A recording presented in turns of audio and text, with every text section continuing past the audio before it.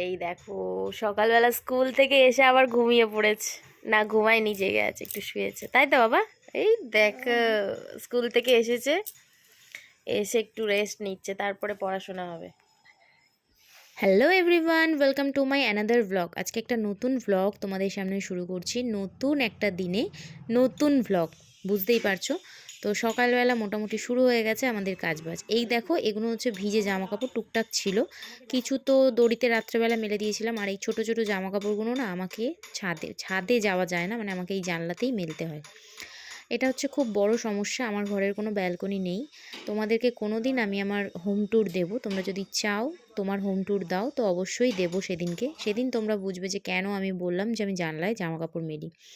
আর তার মধ্যে এই যে সসপ্যান আর এই বাটিটা আমার ওপরে জমা হয়েছিল, মানে আমার ওপরে যখন, আমার তো ইন্ডাকশান আছে ওপরে, তো যখন আমি কিছু ব্যবহার করি এটা ইন্ডাকশানের তো ওপরেই থেকে যায়।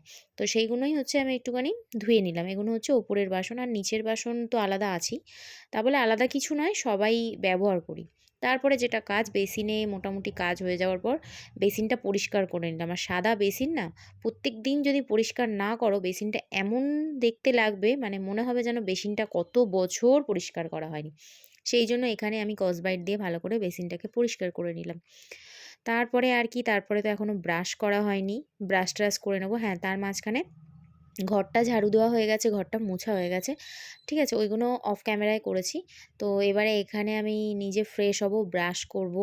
তারপরে আজকে সকালবেলা একটুখানি বেরোনোর আছে, অনেকটা টেনশানের মধ্যে আছি আজকে। টেনশান বলতে একটা ভালো কাজেই যাব। তো ভালো কাজটা কি সেটা অবশ্যই তোমাদেরকে ক্যামেরার সামনে, মানে তোমাদেরকে তুলে ধরবো যে কী কাজে আমরা যাচ্ছি। এই কাজটা আমরা অনেক দিন ধরে টেনশানে ছিলাম, তো আলটিমেটলি সেটা আজকে যে করতে পেরেছি কি পারিনি সেটা অন ক্যামেরাতেই তোমরা দেখতে পাবে। তারপরে এখানে ব্রাশ ট্রাশ মোটামুটি প্রায় আমার হয়ে গেছে, এবার মুখ টুক ধুয়ে নিয়ে তারপরে আমরা বেরোবো। হ্যাঁ, আমরা বলতে আমি আর তোমার দাদাভাই বেরোবে। আর এখানে দেখো চুলে না কি একটা সাদা সুতোর মতো রয়েছে, যখন আমি এডিট করতে গেলাম তখন আমি দেখছি। তো যাই হোক, একটু মানিয়ে গুছিয়ে নিও, ভুল তো হতেই পারে। চলো বেরিয়ে পড়ি দেরি না করে।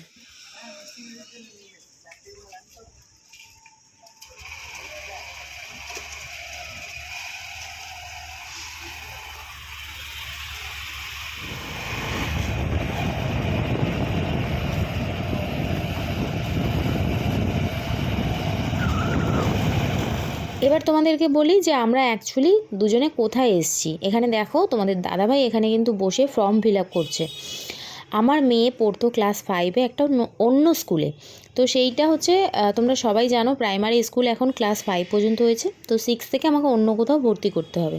আমি কিন্তু এই স্কুল থেকে ফর্ম তুলিনি, অন্য একটা স্কুল থেকে ফর্ম তুলেছিলাম। তবে শেষের মুহূর্তে আমাদেরকে একদম ঝুলিয়ে দেয়, এখনও পর্যন্ত বলছে 1 সপ্তাহ লাগবে ভর্তি করানোর জন্য। তবে আমরা যেহেতু বাবা মা বুঝতেই পারছো টেনশানে ছিলাম, তো সেই কারণে এই স্কুলে এসে রিকোয়েস্ট করে মেয়েকে ভর্তি করানো হলো। তারপরে একটুখানি মার্কেটে গেছিলাম, মার্কেটের ক্লিপটা নেওয়া হয়নি। এখানে আমার ছেলের 2 জোড়া জুতো এনেছি।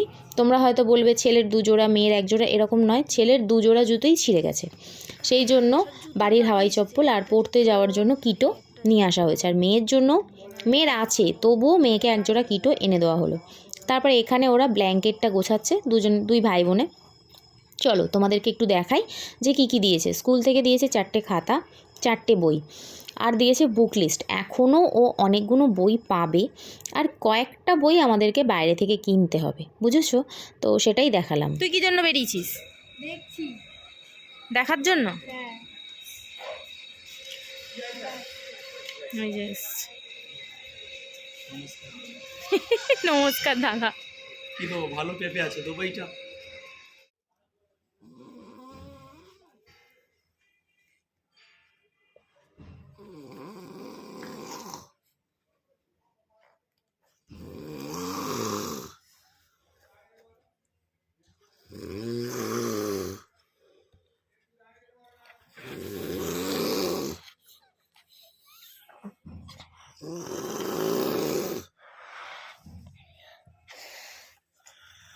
আমি মানি বাচ্চাদেরকে সারা দিনের ফাঁকে 5 মিনিট থেকে 10 মিনিট অন্তত খেলতে দেওয়া উচিত।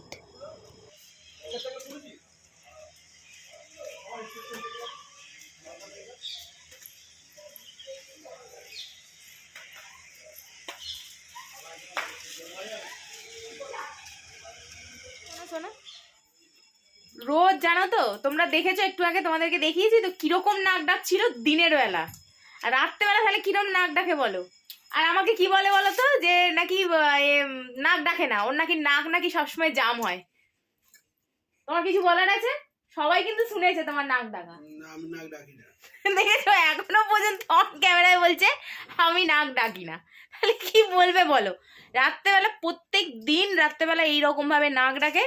আর বিশেষ করে আমি রাত জেগে, মানে রাত্রিটা আমার হয়তো মানে অনেকটা দেরিতে আমার ঘুম আসে, আর সকাল সকাল উঠি ভোরবেলা, ছেলের যেহেতু স্কুল আছে, মানে আমার ঘুম হয়ই না। ওই জন্য জানো এই শীতকালে আমি পাখাটাও পর্যন্ত চালিয়ে দিই, যাতে আমি 10 মিনিট একটু চোখ বন্ধ করে ঘুমাতে পারি। দেখো আর কিছু বলবে না, দেখো ঠিক আছে, তোমরাই বলবে যে নাককে ডাকে কি ডাকে না, ওর নাকি নাক রোজ নাকি জাম হয়। আর এই দেখো রেডি, কোথায় যাবে তুমি? ওই যে আরেকজন ওখানে রেডি হচ্ছে, পড়তে যাবে। কিন্তু ওর সকালবেলা যেটা দেখালাম, ওর মানে ছোটটার যে কিটো হাওয়াই চপ্পল নিয়ে এসেছিলাম, কিটোটা ছোট হয়ে গেছে। তো আজকে যেহেতু তোমাদের দাদাভাই বাড়িতে থাকবে, তা আমার মনে হলো চলো কিটোটাকে পাল্টে নিয়ে আসি, মানে একেবারে পাল্টে নিই, নাহলে পরে আর হবে না। তো সেই জন্য আজকেই ওকে আর কিটোটা পড়ালাম না, বড়টা কিটো পড়েছে। আর চলো কিটোটা পাল্টে নিয়ে ওদেরকে পড়তে দিয়ে তারপরে যাবো। চলো অনেকটা দেরি হয়ে গেল, চলো যাওয়া যাক।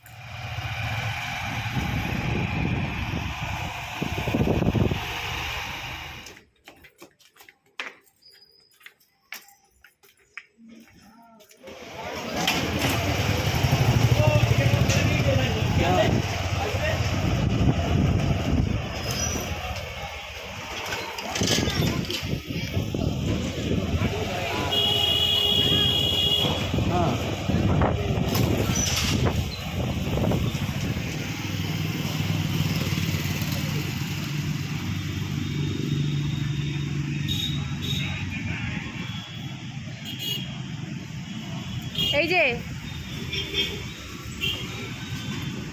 অনেক কাজ ছিল মার্কেটে, যেমন জুতোটা পাল্টানোর ছিল, তারপরে কিছু জিনিস কেনার ছিল, যেগুলো হচ্ছে ছেলে মেয়ের টিফিনের ব্যাপার রয়েছে, খাওয়া দাওয়ার ব্যাপার রয়েছে, সব কিছু কিনে নিয়ে বাচ্চাদেরকে নিয়ে বাড়ি চলে এসেছি। আর আজকে আমার দায়িত্বে পড়েছে দুধ পুলি বানানো।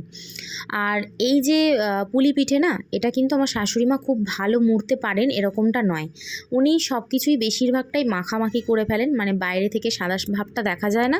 নারকেলের পিঠে হলে বাইরে লেগে থাকে নারকেল, আর তরকারির পিঠে হলে বাইরে লেগে থাকে তরকারি, তো সেটা দেখতে ভালো লাগে না। সেই কারণে শাশুড়িমা আজকে না, আমি প্রায় প্রত্যেক বছরই আমি এটা করি, পুলি পিঠেটা আমি বেশিরভাগটা করি। তবে শাশুড়িমা এবছর এই যে দেখো তরকারি পিঠেগুলো মুড়েছে, বুঝতেই পারছো কেন আমার শাশুড়িমা এই পুলি পিঠের দায়িত্বটা আমাকে দেয়। হ্যাঁ, আমি বসে বসে মুড়ে দিই, আর মা হচ্ছে এগুলো সেদ্ধ করে। তবে আজকে মা বলল যে আজকে আমি দুধ পুলিটা করবো না, দুধ পুলিটা আজকে তুমি তোমার মতন করে করো। তো এখানে দেখো আমি 2 প্যাকেট গুঁড়ো দুধ নিয়েছি, আর ওদিকে কিন্তু অলরেডি গ্যাসের উপরে বসিয়ে দিয়েছি দুধ, মানে প্যাকেট দুধ কেটে বসিয়েছি, তার সাথে 2 প্যাকেট গুঁড়ো দুধ নিয়েছি, গুলে ওর মধ্যে দেবো। এই দেখো হাঁড়িতে আমি দিয়েও দিলাম। এতে জানো তো টেস্টটা না খুব সুন্দর আসে, খেতে দারুণ লাগে। তোমরা না যখন দুধ পুলি করবে, বা যদি মনে করো পরে কোনো দিন করবে, তো তখন এইভাবে করে দেখো, খুব সুন্দর টেস্ট আসে। হ্যাঁ, এর মধ্যে আগে আমি এলাচ দিয়ে দিয়েছিলাম, তারপরে চিনি দিয়েছিলাম, আজকে গুড় দিয়ে করিনি। আর এবারে মনে হলো যে চলো প্রত্যেকবারেই তো গুড় দিয়ে বানাই, এবারে না হয় চিনি দিয়ে বানালাম। তারপরে একে একে যা পুলি পিঠে, মানে নারকেলের পুর দিয়ে যে পিঠেগুলো আমি রেডি করে রেখেছিলাম, সেগুলো আস্তে আস্তে একে একে সব দিয়ে দিলাম হাঁড়ির মধ্যে। এগুলো দিয়ে দিচ্ছি, এগুলোকে তো ফুটতেও দিতে হবে, তাই না? এই যে দেখো খুব সুন্দরভাবে আস্তে আস্তে দিতে হবে। আর তোমরা যারা পুলি পিঠে করবে ভাবছো, তারা মোটামুটি জানো যে এই পিঠেটা দেওয়ার পর বেশ কিছুক্ষণ ফুটতে দিলে তারপরে দেখবে পিঠেগুলো না ওপর দিকে ভেসে আসবে, তখনই বুঝতে পারবে যে পিঠে হয়ে গেছে। তারপরে এই দেখো, কে কে এরকম করো বলো তো বাচ্চাদের মতন? আমি না প্যাকেটের মধ্যে গুঁড়ো দুধ অল্প একটু রেখেছিলাম, আমি একটুখানি খাবো বলে। তো মাকে সেটাই বলছিলাম যে তুমি খাবে, মা বলছে না তুমি খাও। তারপরে মা বলে চলে গেল। মা দেখছে ক্যামেরা চলছে, তাই জন্য মা বললো কি যাবো? বলে হ্যাঁ হ্যাঁ কেন যাবে না, বলে মা একটু চলে গেল। তারপরে একটুখানি মায়ের সাথে হাসাহাসি করলাম, একটু কথা বললাম। আর গুঁড়ো দুধ আমার এরকম না হাতের মধ্যে ঢেলে চেটে চেটে খেতে খুব ভালো লাগে। তোমরা এখনও কেউ ছোটোবেলার মতো এরকম দিনগুলো কাটাও, মানে কিছু কিছু জিনিস পুরো জিনিস তো হয় না, কিছু কিছু জিনিস কাটাও কি আমি কিন্তু মাঝে মাঝে করে থাকি। হ্যাঁ, আমি করলে কিন্তু আমার শাশুড়ি মা রাগারাগি করেন না, আমার শাশুড়ি মা বরঞ্চ খুশি হন। আমি যদি মুখ হাঁড়ি করে থাকি উনি খুব কষ্ট পান। গরম গরম পিঠে, এই যে দেখো, এই দেখো এটা কিন্তু ভেঙেছি। হ্যাঁ, এটা ডালের, এই দেখো এটা দুধ পুলি, এটা হচ্ছে নারকেলের, এটা বুঝতে পারবে, এই দেখো এটা নারকেল, আর এটা হচ্ছে কড়াইশুঁটির। বুঝতেই পারছো মাখামাখি অবস্থা। নাও গরম গরম পিঠে, সবাই চলে এসো।